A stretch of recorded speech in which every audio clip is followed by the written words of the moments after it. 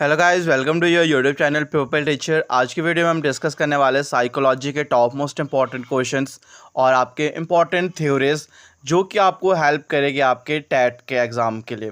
अगर आपने इससे पहले वीडियो नहीं देखी है तो आप प्लेलिस्ट में जाकर देख सकते हो, वहाँ पे आपको सारी वीडियोस मिल जाएगी। आज की वीडियो का सबसे पहला टॉपिक हमारा रहेगा मैस्लो की थ्योरी। मैस्लो की थ्योरी यानी कि मैस्लो थ्योरी ऑफ मोटिवेशन भी इसे बोला जाता है। इसका जो दूसरा नाम है वो है पर्सनल नीड, यानी कि व्यक्तिगत जो आवश्यकता रहती है। मैस्लो ने जो हमें थ्योरी दी है वो एक पर्सन की पर्सनल नीड के ऊपर बेस्ड है। बहुत बार पूछा जाता है कि मैस्लो की थ्योरी का दूसरा नाम क्या है, तो वो पर्सनल नीड है, यानी कि व्यक्तिगत जो आवश्यकता है वो आपके पास दूसरा नाम है इस थ्योरी का। नेक्स्ट बात, जो मैस्लो की थ्योरी है उसके जो जनक माने जाते हैं, कई बार पूछ दिया जाता है आपसे, मैस्लो ही है। आपसे कई बार पूछा भी जाता है पर्सनल नीड या फिर मैस्लो थ्योरी ऑफ मोटिवेशन, इस तरह से पूछा जाता है कि इसके जनक कौन है। तो कंफ्यूज नहीं होना, पर्सनल नीड की जो थ्योरी है वो भी मैस्लो ने दी है, इसलिए पर्सनल नीड की थ्योरी के जनक मैस्लो ही माने जाएंगे। मैस्लो ने एक पर्सन के जो नीड्स होती है, आवश्यकता होती है, उनको 5 भागों में कैटेगराइज किया है। ये भी आपसे पूछा जाता है। और जो यहाँ से क्वेश्चन आता है कि सबसे पहले आवश्यकता या सबसे बेसिक नीड क्या होती है एक पर्सन की, तो वो हमारी फिजियोलॉजिकल नीड होती है, यानी कि शारीरिक आवश्यकता, जो कि हमारे पास रोटी कपड़ा मकान से संबंध रखती है। क्योंकि अगर एक पर्सन के पास रोटी कपड़ा मकान है तो वो सरवाइव कर सकता है, इसलिए सबसे पहली आवश्यकता पूछी जाती है इसको करके, या सबसे पर्सनल नीड कौन सी है, सबसे महत्वपूर्ण आवश्यकता कौन सी आपकी, इस तरह से पूछा जाता है, तो फिजियोलॉजिकल नीड है। बाकी अगर आपने मैस्लो की थ्योरी की जो वीडियो है वो नहीं देखी है तो उसकी लिंक मैंने डिस्क्रिप्शन बॉक्स में लगा ली है। साइकोलॉजी सेक्शन की प्लेलिस्ट है, आप वहाँ पे जाके देख सकते हो। वहाँ पे आपको साइकोलॉजी सेक्शन की सारे वीडियोस मिल जाएगी। नेक्स्ट टॉपिक जो हमारा स्टार्ट होता है कॉग्निटिव डेवलपमेंट, यानी कि संज्ञानात्मक विकास। यहाँ से बहुत बार क्वेश्चन आते हैं कि कॉग्निटिव डेवलपमेंट के जनक कौन है, who is known as the father of cognitive development, तो वो हमारे हैं जीन पियाजे। अब देखो यहाँ से क्वेश्चन आपका आता है कि जीन पियाजे ने हमें कौन सी थ्योरी दी है। ऑप्शन ए आपका होता है पर्सनैलिटी, ऑप्शन बी आपके पास क्रिएटिविटी, ऑप्शन सी आपके पास दे देंगे बिहेवियरिज्म, और ऑप्शन डी आपके पास होगा इनमें से कोई नहीं। तो सही ऑप्शन हमारा जाता है यहाँ पे इनमें से कोई नहीं, क्योंकि जीन पियाजे की जो थ्योरी है उसका नाम है कॉग्निटिव डेवलपमेंट, यानी कि संज्ञानात्मक विकास। तो ध्यान देना आपने। और जीन पियाजे हमारे स्विस के रहने वाले थे। ये क्वेश्चन पूछा जाता है कि जीन पियाजे बिलोंग्स टू, आखिर कहाँ के रहने वाले थे, तो ये स्विस के रहने वाले थे और ये कंस्ट्रक्टिविस्ट थे, यानी कि रचनावादी। साइकोलॉजी सेक्शन में आपके पास दो रचनावादी है, दो कंस्ट्रक्टिविस्ट है, एक जीन पियाजे है और दूसरे हमारे पास लेव वाइगोत्स्की है। इन दोनों को कंस्ट्रक्टिविस्ट माना जाता है। नेक्स्ट चीज, जो चाइल्ड साइकोलॉजी जो फादर है आपके पास, इसके जनक हमारे पास जेन पियाजे हैं। चाइल्ड साइकोलॉजी के जो फादर है, जो जनक माने जाते हैं, वो जेन पियाजे हैं। और जेन पियाजे की जो कॉग्निटिव डेवलपमेंट की थ्योरी है, इसका को रिलेशन रहता है हमारे पास इंटेलिजेंस के साथ।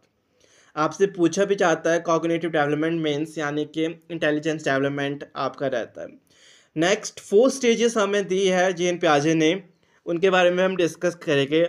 और 4 मेन फैक्टर्स के बारे में भी हमें बात की है, जो कि हमारे सबसे पहला है मैच्योरेशन, यानी कि परिपक्वता।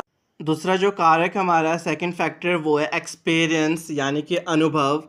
तीसरा जो हमारा फैक्टर है वो है सोशल इंटरेक्शन, यानी कि सामाजिक संपर्क।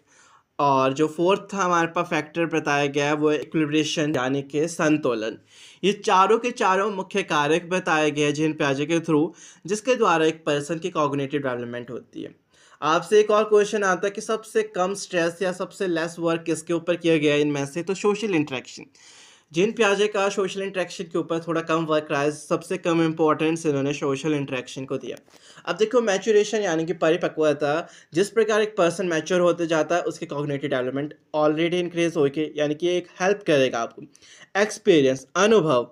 एक्सपीरियंस एक इम्पॉर्टेंट पार्ट है अगर पर्सन की कॉग्निटिव डेवलपमेंट होनी है, संज्ञानात्मक विकास के लिए अनुभव का होना ज़रूरी है। तीसरे है सोशल इंटरेक्शन। जब एक पर्सन समाज में जाएगा, जुड़ेगा, बातचीत करेगा, उसके थ्रू भी उसकी कॉग्निटिव डेवलपमेंट इंक्रीज होती है। फोर्थ जो है इक्विलिब्रेशन यानी कि संतुलन। यानी कि जो इक्विलिब्रेशन होता है, संतुलन, इसका अर्थ होता है कॉन्फ्लिक्ट टू क्लियरिटी। यानी कि हमारे पास जो डाउट है उसको क्लियर करके उसकी क्लियरिटी तक जाना, आंसर तक जाना। अगर हमारे पास कोई डाउट है किसी भी टॉपिक से रिलेटेड और उसको हम क्लियर कर लेते हैं, जो डाउट है वो क्लियर हो जाता है, तो उसका मतलब हमारी कॉग्निटिव डेवलपमेंट हो गई। डाउट था वो कंप्लीट हो गया। तो इक्विलिब्रेशन का कई बार अर्थ भी पूछा जाता है, जिसका मीनिंग रहता है कॉन्फ्लिक्ट टू क्लियरिटी। नेक्स्ट अगर हम बात करते हैं, जीन पियाजे ने हमारे पास फोर्थ इम्पॉर्टेंट जो स्टेजेस बताई गई है, जो कि आपके पास रहती है sensory motor stage, pre operational stage और कॉन्क्रीट ऑपरेशनल स्टेज। फोर्थ हमारी रहती है फॉर्मल ऑपरेशनल स्टेज। आपकी जो सेंसरी मोटर स्टेज होती है, इसका टाइम पीरियड स्टार्ट हो जाता है बर्थ से लेकर 2 वर्ष तक चलती है। दूसरी जो हमारे पास है प्री ऑपरेशनल स्टेज, इसका जो टाइम पीरियड स्टार्ट हो जाता है 2 से लेकर 7 वर्ष तक। तीसरी जो हमारी है कॉन्क्रीट ऑपरेशनल स्टेज, इसका टाइम पीरियड स्टार्ट हो जाता है आपका 7 से लेकर 11 वर्ष तक। और जो फोर्थ स्टेज बताई है फॉर्मल ऑपरेशनल स्टेज, इसका जो टाइम पीरियड स्टार्ट हो जाता है 12 से लेकर अडल्टहुड तक, ये आपका चलते रहता है। लास्ट जो स्टेज बताई गई है, तो सबसे पहले जो स्टेज है हमारी सेंसरी मोटर स्टेज, इसका टाइम पीरियड तो आपको पता लग गया। इस स्टेज में जो टीचर्स होते हैं वो सेंसेस होते हैं, यानी कि जो बच्चा है वो इंद्रियों के द्वारा अनुभव करता है। और इस स्टेजेस में सब 6 स्टेजेस है। आपसे पूछा जाता है सेंसरी मोटर स्टेज में सब स्टेजेस कितनी हैं, तो ये हमारी 6 स्टेजेस हैं। कई बार आपसे क्वेश्चन आता है जेन पियाजे के अनुसार सबसे पहली अवस्था कौन सी है, यानी कि फर्स्ट स्टेज कौन सी है या फिर इन्फेंसी स्टेज कौन सी है, इस तरह से क्वेश्चन आएगा। तो sensory motor stage, sensory motor stage हमारे पास सबसे पहली अवस्था बताई गई जेन पियाजे के द्वारा। नेक्स्ट चीज जो यहाँ से कई बार क्वेश्चंस पूछा जाता है ऑब्जेक्ट परमानेंस, यानी कि आपसे पूछा जाता है कि ऑब्जेक्ट परमानेंस बच्चे के अंदर किस अवस्था में आ जाता है, सेंसरी मोटर स्टेज। और इसका जो टाइम पीरियड रहता है ऑब्जेक्ट परमानेंस का, वो रहता है 9 महीने से लेकर 11 महीने के बीच का टाइम पीरियड रहता है। नेक्स्ट हमारी है प्री ऑपरेशनल स्टेज, जिसका टाइम पीरियड आपको पता है 2 से लेकर 7 वर्ष का रहता है। इस अवस्था में जो बच्चा होता है वो एक तो इकोसेंट्रिक हो जाता है। नेक्स्ट स्टेज, इस स्टेज में जो बच्चा है वो अलग अलग भाषाओं को इजीली सीख सकता है। आपसे क्वेश्चन आता है जैसे कि 4 से लेकर 7 वर्ष के बीच में बच्चा को अगर आप कोई भी भाषा सिखाना चाहते हो वो इजीली सीख लेता है।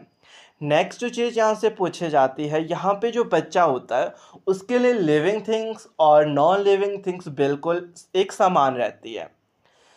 यानी कि उसके लिए जिस तरीके से आप एक बच्चे को ट्रीट करते हो, वो बच्चा अपने टॉयज़ को उसी तरीके से ट्रीट करता है, क्योंकि उसे लगता है ये भी उसी की तरह है, यानी कि लिविंग थिंग्स है।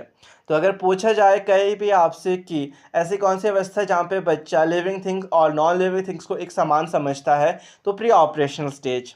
नेक्स्ट जो क्वेश्चन आता है कि जेन पियाजे के अनुसार दूसरी अवस्था कौन सी है, तो दूसरी जो अवस्था मानी गई है वो आपके पास है प्री ऑपरेशनल स्टेज। नेक्स्ट हम बात करेंगे थर्ड जो स्टेज बताई थी कॉन्क्रीट ऑपरेशनल स्टेज, इसका जो टाइम पीरियड 7 से लेकर 11 वर्ष तक, और इस अवस्था को गैंग एज भी बोला जाता है। क्वेश्चन आता है कि जेन पियाजे के अनुसार जो गैंग एज है वो कौन सी एज है, तो वो 7 से लेकर 11 वर्ष की, यानी कि कॉन्क्रीट ऑपरेशनल स्टेज रहती है, जिसमें कि बच्चा 5 डिफरेंट स्किल्स को सीखता है। आपसे क्वेश्चन आता है कि ऐसी कौन सी अवस्था जहाँ पे बच्चा 5 अलग अलग कौशलों को, अलग अलग स्किल्स को सीखता है, तो वो हमारे कॉन्क्रीट ऑपरेशनल स्टेज है।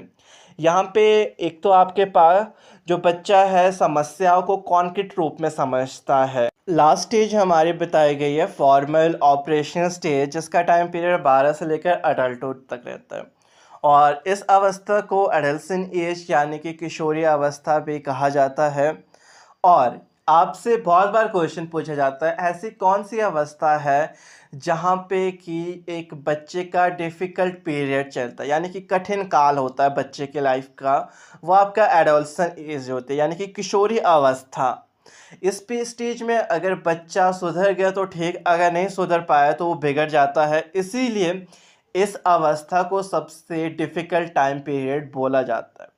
और यहाँ पे जो नॉलेज होती है वो एब्स्ट्रैक्ट होती है। और दूसरी बात, यहाँ पे जो बच्चा होता है वो हाइपोथेसिस के बेस के ऊपर बातचीत करता है। और यहाँ पे जो थिंकिंग लेवल होती है वो लॉजिकल हो जाती है।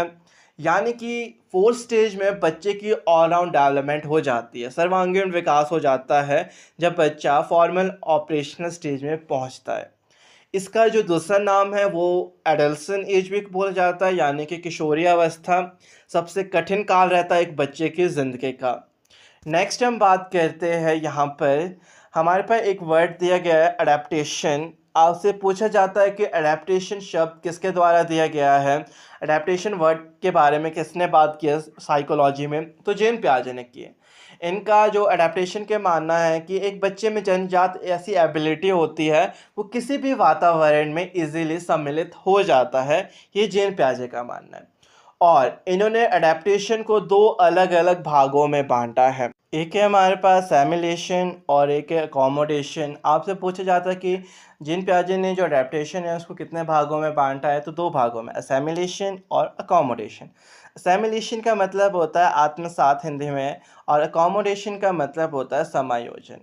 अगर इसके अर्थ के बारे में बात करते हैं, एसिमिलेशन का सिंपल मतलब होता है एडिशन करना, सिंपल किसी चीज़ को ऐड करना यानी कि जोड़ना।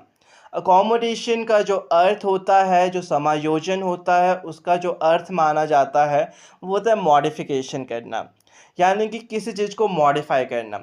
अब एक चीज़ ध्यान देना, सबसे पहले जो बच्चे में होता है वो असेमिलेशन होता है, हम उसमें ऐड करते हैं। नेक्स्ट हम करते हैं अकोमोडेशन बच्चे में, यानी कि मॉडिफाई करते हैं। तो आपसे पूछा जाता है कि सबसे पहला प्रोसीजर क्या रहता है, तो सबसे पहले असेमिलेशन होता है यानी कि एडिशन। नेक्स्ट सेकंड पार्ट हम करते हैं अकोमोडेशन, यानी कि बच्चे की मॉडिफिकेशन करना, बच्चे को मॉडिफाई करना। तो आज के वीडियो में बस इतना ही। आई होप कि आज की वीडियो आप सबके लिए हेल्पफुल रही होगी। बाकी और हमारे पास कॉन्सेप्ट बचते हैं और अलग थ्योरीज बचती है जिनको हम डिस्कस करेंगे नेक्स्ट पार्ट में। तो बाकी अगर आपको वीडियो अच्छी लगे तो वीडियो को लाइक शेयर कर देना, और अगर चैनल पे नया है तो चैनल को सब्सक्राइब कर